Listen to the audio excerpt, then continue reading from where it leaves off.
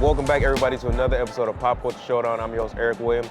I'm sitting here with Hilton George, the creator and founder of Blerdcon. Everybody, how are you doing today? How are you doing today? Hey, man, we're at katsucon here in the National Harbor, doing our thing, having a great morning. Yeah. I got my little caffeine shot.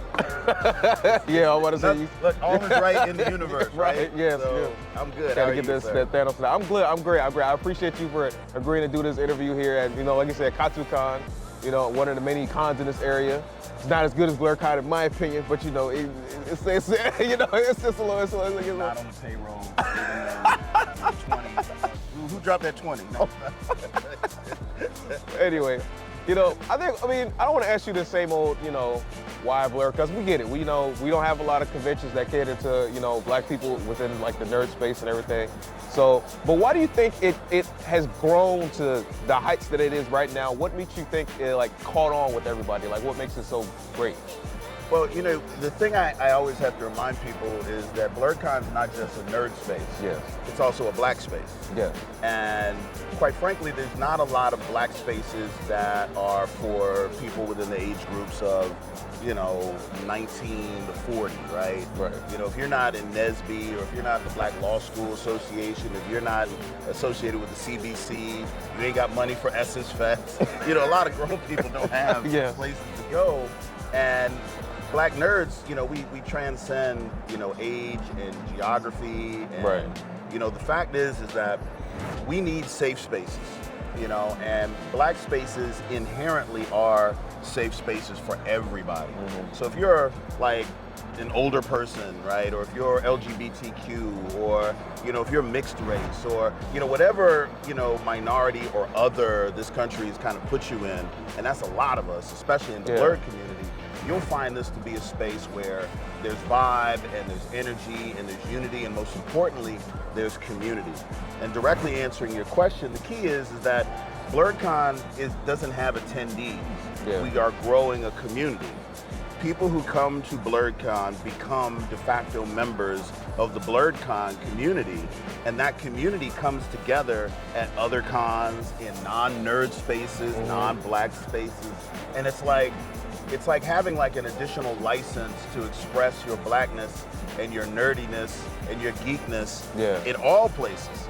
I'm seeing more black nerds wearing their nerd gear at church events and out just walking through the mall and going to basketball games, and you're seeing that us giving ourselves permission to be strong in our blackness and our otherness in a space that's not very friendly for that. And it's, quite frankly, the formula is really simple. We take the nerd space and we superimpose the black experience over it, right? So you think about the black tropes and the things that resonate with the black community. You think about barbershops, we got one, right?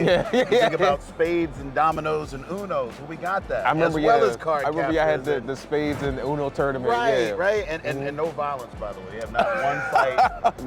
You throw that draw 4 down one too many times, it be your last draw 4. You really need to be careful and make life decisions when you play Uno. Exactly. Uno is cutthroat. But that's us, right? Yeah. And we got the food truck rally where the majority of the food trucks are black owned, and they all represent different genres and regions and culinary backgrounds. Mm-hmm. I usually always see a Korean, not Korean, a Caribbean, Caribbean joint. They'll have even vegan. You guys will have, dessert, sweet frogs. You'll have barbecue. You guys got it all down there. We take, as part of our culture, and it's really our magic, if you really want to call it that, is that we as a culture find ways to bring and activate all of our cultures simultaneously. Yeah. If you notice with most other cultures, you'll have music sits over here. You're going to an event where music will live and everyone's going to do music, and it's just that. And food is over here, and never the twain shall meet, right? And your activities and your fandom, if you're playing card games or cosplay or whatever it is, they all have these little islands. I mean, even here at katsucon, there's certain areas you go to do certain things. Right. Blerdcon's doing everything all the time on top of each other. Yeah. It's like, wait, I'm eating a rib. It's a stage right in the food truck. I'm playing music. And it's all kind of happening at once. And I think that vibe that is created, that direction of emotion and connection, lowering everybody's anxiety, lowering everybody's, walls, we kind of connect, and those connections persist year round. So people who are coming to the convention walk away with experiences that they've created for themselves. Right. And anywhere you've ever gone, and any experience you've ever had as a person, if you can take a moment in time, anything could be happening, and you superimpose an emotion over it, that defines that in your mind and makes it something you'll never forget. Right. And most of the things that people will never forget about Blerdcon are things they create for themselves. It has nothing to do with any of the stuff that I spend money on or create or build. All that's just kind of backdrop where people are kind of creating these experiences that are just happening all over each other, time after time, 3 days, 24 hours in this space. And I think that's what people take away, is that feeling. And I know long answer to short question, but I think that's the reason why it persists, because there is an inherent magic in our community that does not have many outlets. So when we do get a chance to proverbially let our hair down, we let it all the way down. we can just go all out. And listen, I'm gonna say this into the camera, because there's probably some people here who either have non-black people in their family, in their friend circle, partners, what have you. This is about, for, and celebrating Black nerd culture, okay? But it's an experience that everybody can enjoy. Right. And the fact is that everybody likes Black stuff. They do. Music, food, fashion, the way we walk, we talk, and being immersed in that, even as a non-Black person, you still are subject to the vibe. Cool. Yeah, it's right? It's like you just can't deny it. Like you can get that feeling. Exactly, exactly. you just can't. So the community is the answer to everything. Right. Let the community guide what the con and the direction the con is going to take, and it will continue to grow. It will continue to persist. And that's been our formula for 8 years. Well, it's a damn good formula, I can tell you that. Somebody dropped another 20. Well, no, seriously, it's like just when I the last couple times that I've done episodes there and I've talked to just con goers, it's like everybody says like similar things to what you said. It's just the Black experience at like a con, and because you don't get it nowhere else. You know what I'm saying? Like you don't get it here or even just out in the world. And like everybody describes it as like a cookout, like you said. Yes. It's more personable. Everybody knows each other, so they build that community. Even if you don't know each other, you know each other. Yeah, it's another Black phenomenon. Like when we go to places, like you go to Racine, or you go to Wisconsin, where we're not a lot of us. Yeah. You could be walking through the mall, make eye contact with another Black person, and you can get that little head nod. It's just, but like, oh, I remember you. Yeah. Yeah, it's like that, like times 100, like all the time. Yeah, and I love seeing like the different, unique, like cosplays people put together, but it'll be more Black centric. Oh, can I talk about that for a second? Yeah, I don't want to. You good. One of the things that has emerged, and not surprisingly, but I've just been so inspired to see, is how individual and unique Black cosplay is. Yeah. You want to know what the difference is between Black cosplay and every other cosplay you're going to see out there? Is that Black cosplay is where you see people are fans of a particular fandom, right? Yeah. So it could be Power Rangers or Marvel or pick an anime, right? We have found ways and are finding ways to insert our Blackness as part of that fandom expression. Yeah. Right? So famously, there was a brother who was doing a Loki cosplay. Yeah. And he took his dreads and he braided them forward into the Loki horns.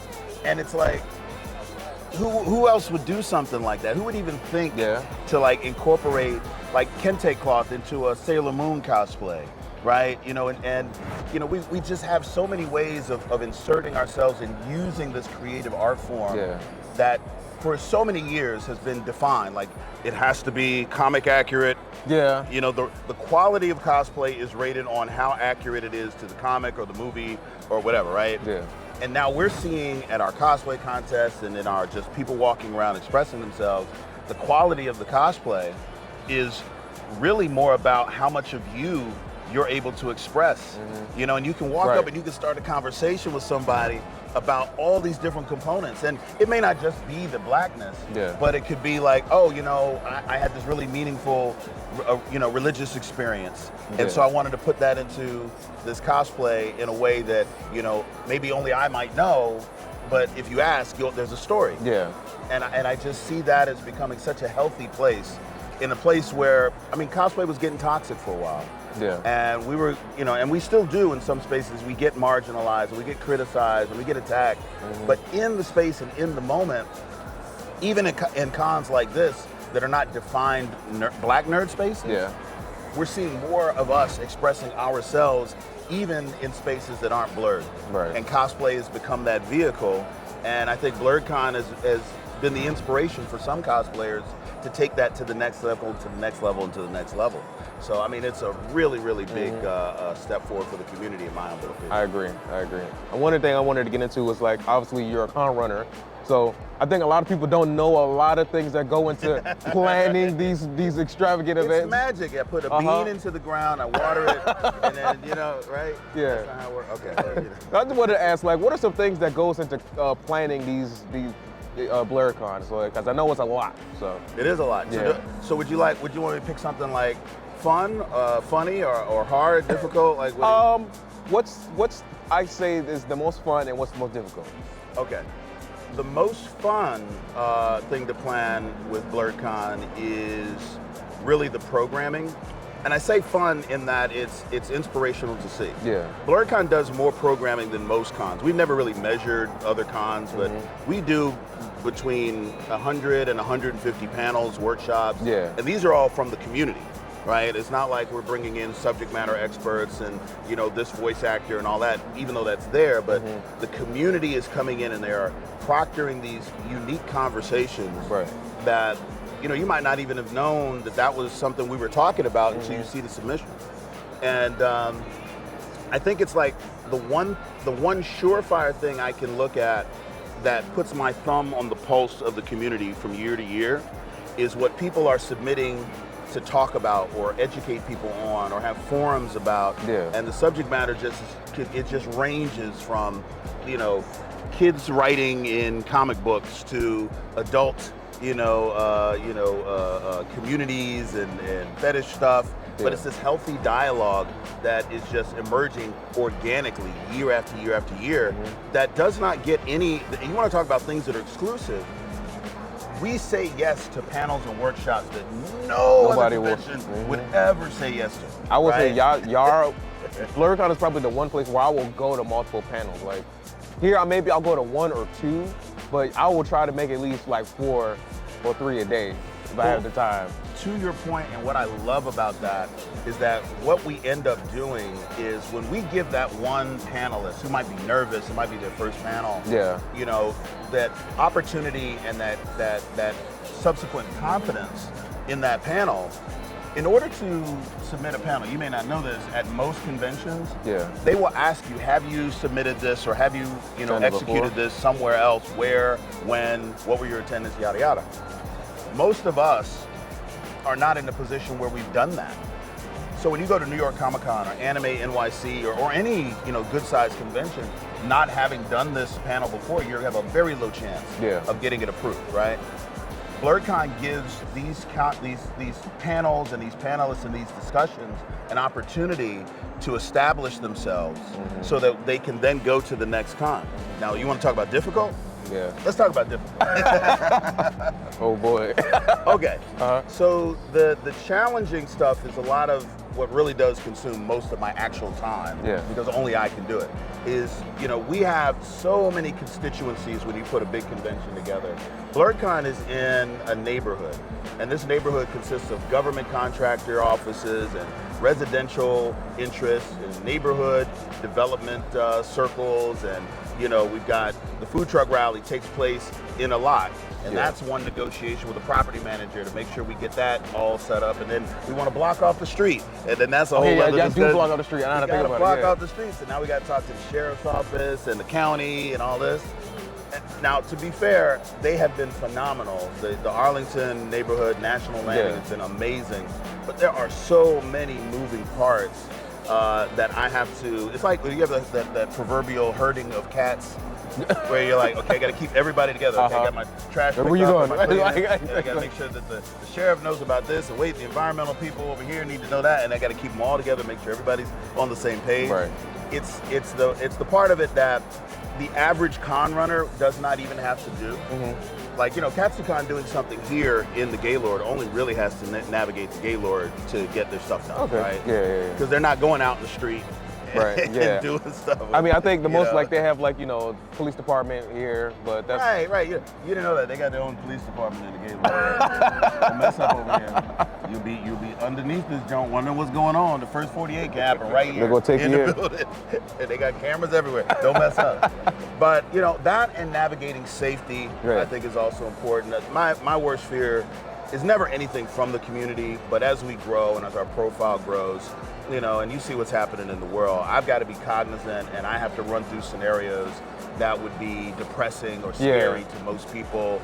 And I got to be like, okay, I got to find a way to prevent that from happening, and I got to find a way to cut that whole scenario off. And you know, it's that 30,000 foot thing. And what it does is, as a con runner, you know, that's the way I look at cons now. It's like when Neo became the one, and he started seeing everything in the Matrix code, nothing ever looked the same to him, you know? Because now everywhere I go, I'm thinking about, oh, look at the staffing over there.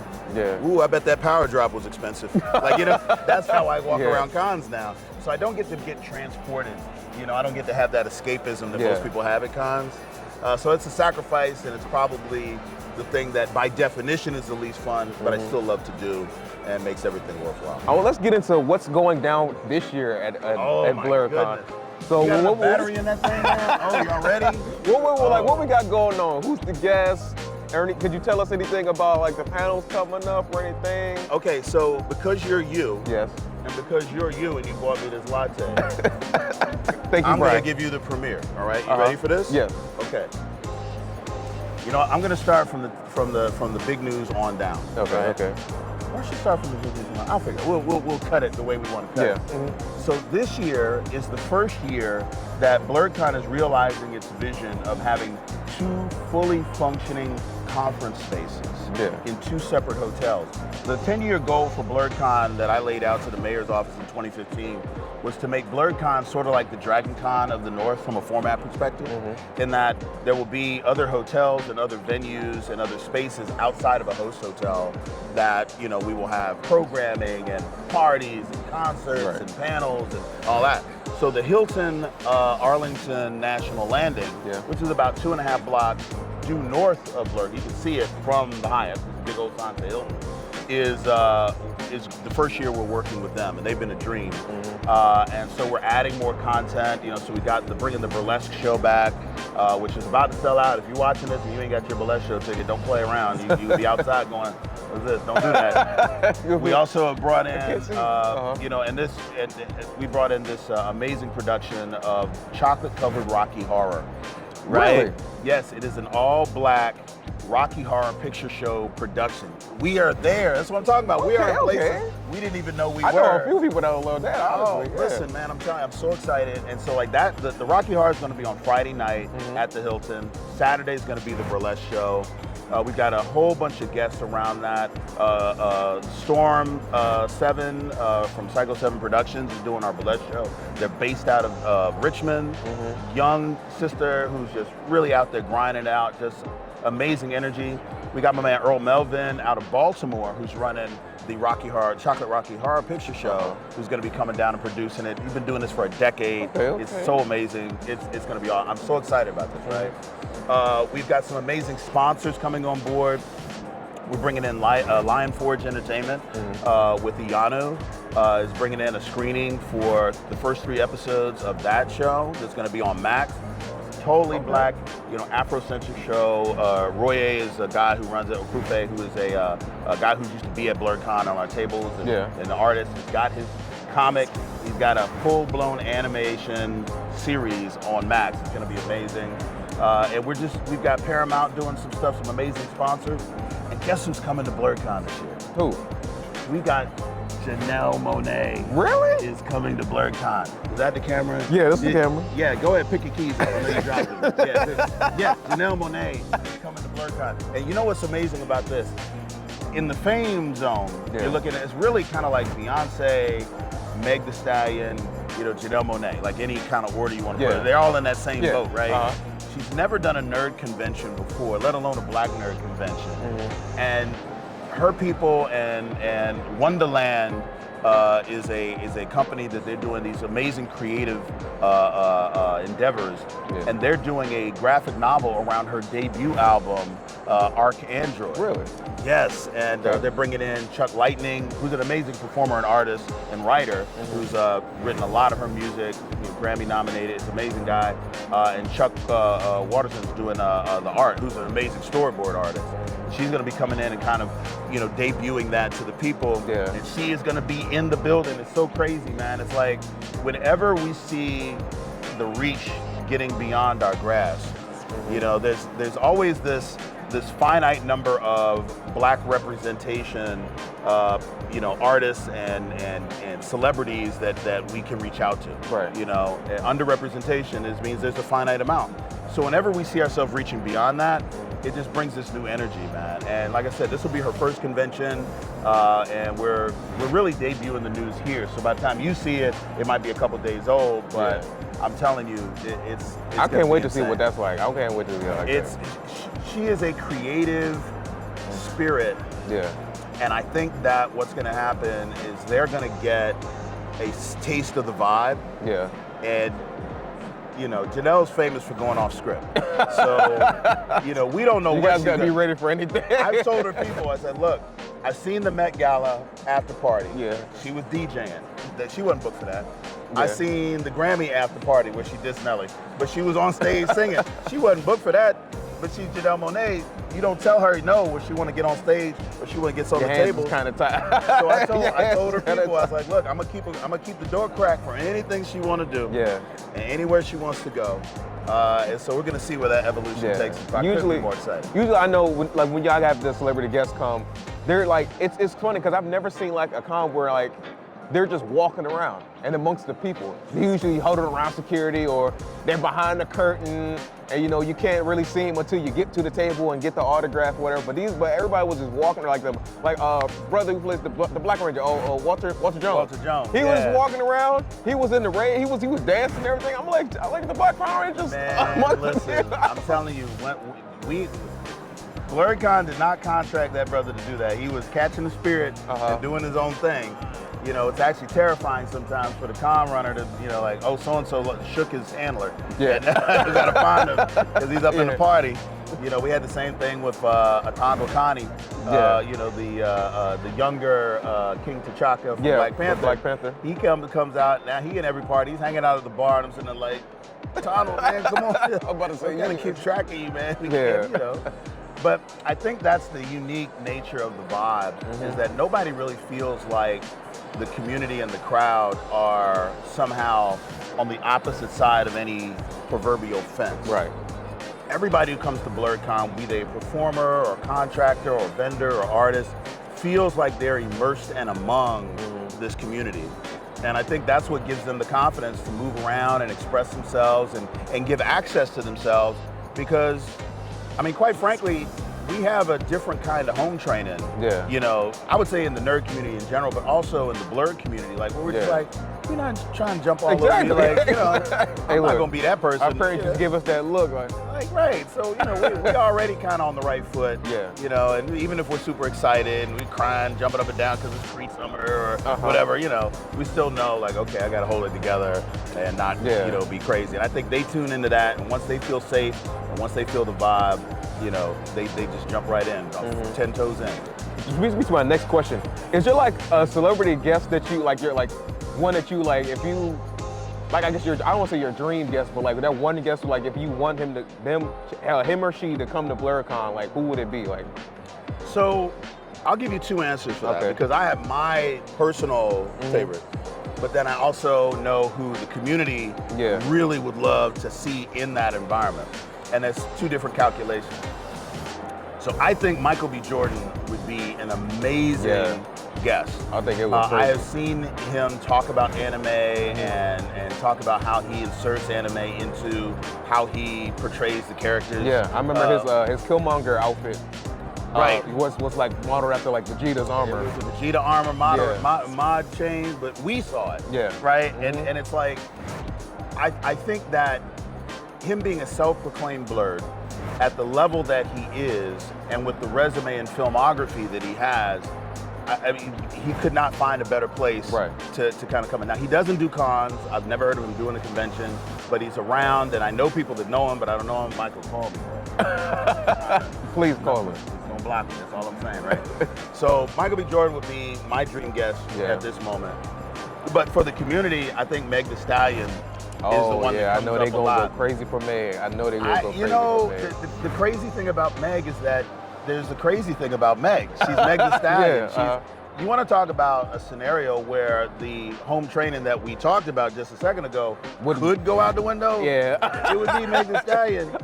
Like, you know, I mean, because we all understand, you know, the means of celebrity, right? Yeah. And I think she would draw into the con a lot of people who maybe would not have otherwise come into a nerd Yeah, I was space just or thinking black that. nerd Yeah, space, they may right? even bring people who not even. So we would have to be really judicious about how we brought her in. We couldn't bring her in like a normal guest, right? Yeah. You know, but I know that she would have a ball. She would enjoy it. But you know, at this level, you know, she's at a level now where I don't even know if her management would allow her to come to a nerd convention. Yeah. Like she would have to like sneak off, somehow do it off script. Yeah. Let the lawsuits fly where they are, right?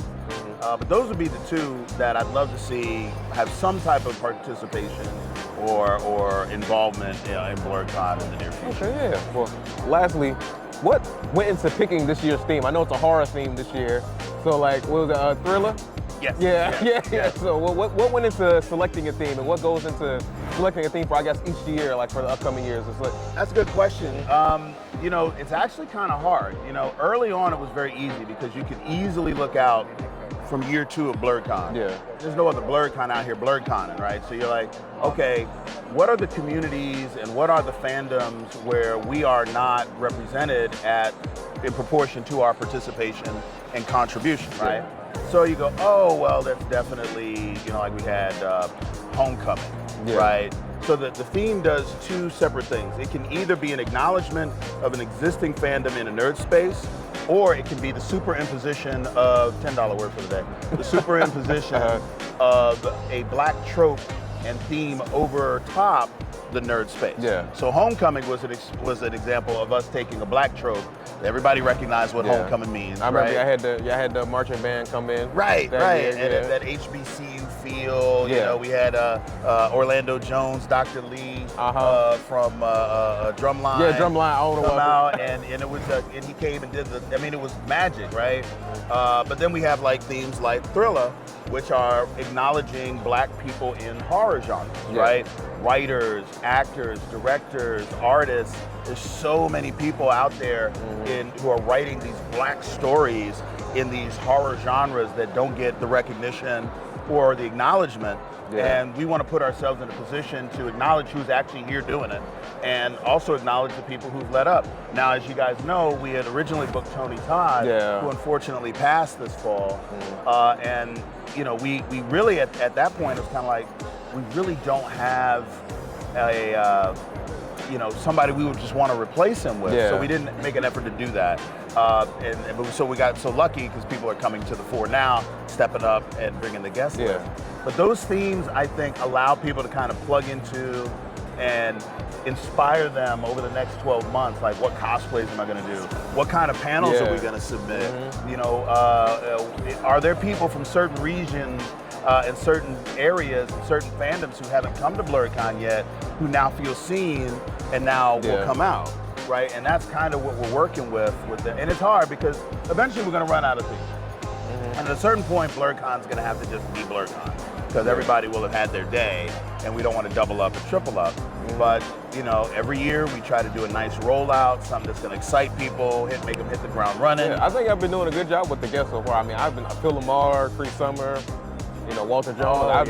They've all been yeah. like people, especially Phil Lamar and Cree Summer. Those are like my main two like favorite voice actors. So when it comes to like DC properties and stuff like that, so especially Phil Lamar, because I love Static Shock and Green Lantern. Oh yeah, absolutely, man. And the themes that allow us to kind of focus in on certain actors, and certain celebrities, certain guests, certain programming, I think it's huge. I mean, it's no accident that Rocky Horror Picture Show, you know, shot Rocky Horror on the year's debut. We'll probably do it again, but it has a special resonance now because of that horror theme to it. Okay. So yeah, the theme, you know, it's fun, you know, it's cute. It's something that I think kind of brings people together. But at the end of the day, I think folks at this point, they know that the Blerdcon vibe is always the underlying premise, and we're never dominated so much by any given theme that gets lost. And I like that because then we can be a little bit more free and have a little bit more fun with it without worrying about, oh, what's this gonna do to the brand? And what are we communicating by having this? And you know, I'm like, no, the community knows what's up. So we have the fun, and so do you. So where do you see Blerdcon going in the future? Like, what is the end game? You know, as Tony Stark would say. I want Blerdcon to be a staple on every Black nerd's calendar. But that's never going to happen. Like we are not a monolith. I hate to quote Key and Peele, but we're not a monolith. We are probably going to max out at 50% of the Black nerd community. Not every Black person who's in the nerd space is interested in having a Black nerd experience. It's just the nature of the beast, right? So expansion of the community into the places where Black nerds are and underdiscovered would be the Black tech community. So we're putting out partnerships with, you know, Afrotech and Textgiving and Diversitech and Render ATL. You know, these Black tech spaces that also have Black nerds that veil between the two communities has not yet been burst. So expanding the community and growing it in that way, I think is really the key. So for me, the vision for the future is where, you know, you see this synonymous discussion between the Black nerd culture, the Black nerd curriculum, which I think goes back to STEM, you know, and that goes to careers and you know, just everything kind of being a part of this one discussion. And I want Black nerds to see Black nerds at the con every year that they have never met before. Right? And creating opportunities and networking. And I think we have that function because we are the culture. Like the culture. And the more we recognize that, you know, I think obviously the better the con will do, the stronger the community will be. And let me say this, I'm gonna say this, and I'm going off script, right? I'm sorry, there's a 20 down there. No, you good. There's a couple of them. We're about to go into a time that we've been in before, many times before historically as the Black community, where a lot of us are not gonna be feeling safe. And a lot of us are not gonna be feeling seen, appreciated, protected, recognized, acknowledged. You know, there are going to be people amongst us in our community who are now having to have a renewed fight just to exist. The organizations that are in place to protect us, the media that keeps us, you know, nourished and informed, all of those institutions are being taken down, and everybody is feeling uneasy. And you know, where do I fit into this country? Because of, you know, basically what's happening on the political side. And that translates and trickles down to everything. I think that safe spaces, Black spaces, blurred spaces need to have an additional push. You know, we have got to turn our support inward. We have to circle our wagons. We have to watch each other's back. We are going to have to be deliberate in how we move in this country for the next 4 years in a way that we haven't had, some of us in our entire life, especially young people. And that means, you know, you got to support Black artists and you got to support Black cosplay. And that means, you know, following, liking shows like this. I mean, if you're not subscribed to the show on YouTube, you need to pause. You need to go and hit subscribe. You need to hit the bell icon to get all the notifications. You need to react. I don't care what you say in the reaction in the comments. Boobity scoop, whatever. But this is how we've got to beat the algorithm in order for us to survive and for us to thrive. A lot of us are vulnerable in ways that we haven't been before and are going to need protection. We are going to need support. We are going to need community in ways that we did not anticipate or may have never experienced before. So if you're thinking about coming to Blerdcon, it's just another con on your calendar. Don't do that. Throw that out the window. If you're thinking about supporting your creators and your content creators and your artists, because this is just any other time, it's not. You have got to do this. You've got to be your own affirmative action. Yeah. We have got to take those steps to protect ourselves and maintain a community that needs to survive long enough to succeed down the road. Right. And that's what we're here for at the end of the day, right? We're having fun and we're having a ball, man. Yeah. We really are. It's natural, it's inherent in us. This is part of our history, part of our DNA, it's part of our culture. But that doesn't mean it's not important. And that doesn't mean that it's not deliberate. And that doesn't mean that it does not have reverberations and the ripple effect that goes out beyond us in our community. So I just want everybody to recognize that and know that we see you. And sometimes we have to understand that we all we got. Yeah. Yeah. And if that's gonna be the case, then we got you, right? Yeah, well said, well said. Like I said, I look forward to Blerdcon this year. Like I said, appreciate you for sitting down and talking to us. You know, had a lot of good things to say. Like I said, if y'all, I'm telling, like he said, where y'all gonna be? March 7th. Where y'all gonna be March 7th through the 9th? You got this far into this video and you have not already clicked the subscribe button. It's right there. It's right there. I know you see it. It don't take nothing but a mouse right click. here. Why you not clicking? And the thumbs, the There's like. a bell right next to it. It's right there. It's right there. Click that. We're not asking for money. Right? You ain't got to fill out no, description form. no. I legally can't ask for money, honestly. Exactly. Okay. Click subscribe, click the bell icon, comment. You know, this is how we survive. You know, just everywhere that you can support and everybody you can support, that's what you do. Yeah. He's doing the work, I'm doing the work. Now it's your turn. Yeah, and Blerdcon's gonna be at the Hyatt. Yeah, the Hyatt Regency Crystal City in Arlington, Virginia. Yeah. And at the Hilton Arlington National Landing from March 7th through March 9th. It's a round-the-clock 24-hour convention. Tickets are on sale now. Go and get your badge at blerdcon.org. We've moved to a .org, by the way. Okay. You're just 2 clicks away from getting your ticket. Get your bus ticket. Amtrak is still running. Get your train, New York. Get up here in North Carolina. I'm watching. I see you. I see you. Go on, click it. Look, do another window. It's right there. We'll do split screen. We'll make it fair, right? Get your look. Southwest Airlines. Hey, Hey, Spirit about to be black owned. You better get on that. Now we got to support Spirit. Boy, Lord, that's a heavy lift, ain't it? But I'm gonna do it. I'm gonna do that, Spirit. We get a black owned airline. I'm riding. I'm here. it's gonna be like Soul Plane. Listen, we gonna lean all the way into BWI. Turn that music down. Gonna be Snoop Dogg as the pilot and everything. Whatever we gotta do, we gonna support. We gonna make it work. Anyway, like I said, appreciate it. I will be at Blerdcon. I don't know about y'all, but you know, we're gonna see y'all there. Like I said, thank you, Hilton, for joining me. It's been another episode of Pop Culture Showdown. We see you at Blerdcon.